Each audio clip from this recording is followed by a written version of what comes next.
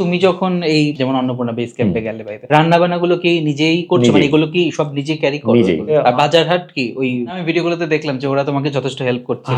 আর ওখানে সাপোর্ট পেয়েছি। আর যখনই শুনেছে যে ত্রিপুরার মতন একটা খুবই ছোট একটা রাজ্য থেকে এবং ইন্ডিয়া থেকে, ওরা খুবই অ্যাপ্রিসিয়েট করেছে। আর খাবার দাবার রান্না করা হয়েছে আমার প্রতিনিয়ত। বিউটান গ্যাস থাকতো, চেষ্টা করতাম যতটা গ্যাস কম ইউজ করা যায়, লাকড়ি জোগাড় করতাম, ওটা দিয়ে আমার করা হতো। কারণ ওপরে কি পরিস্থিতি আমি জানি না, তো আমার কাছে একটা ক্যান সবসময় ব্যাকআপ রাখতাম। আর খাবার দাবারের মধ্যে আমার ম্যাক্সিমামই আমি বয়েল করতাম, কারণ ক্লাইমেট চেঞ্জ হচ্ছে, যত বেশি তুমি হাই অ্যালটিটিউডে যাবে তত বেশি তোমার হজম শক্তি কমতে থাকবে এবং তোমার গ্যাস হওয়ার একটা চান্সেস থাকবে, লুজ মোশন হওয়ার একটা চান্সেস থাকে, তারপর ডাইজেস্ট হবে না ঠিকঠাক ভাবে। তো বয়েলটা যদি হয় জাস্ট নর্মাল একটা নামে মাত্র নুন দিয়ে, ওটা তুমি ইজিলি খেয়ে নিলে ওটা তোমার প্রবলেম করবে না। এবং প্রচুর জল খেতে হয়, জলটা আমি ঝর্ণা থেকে কালেক্ট করছি।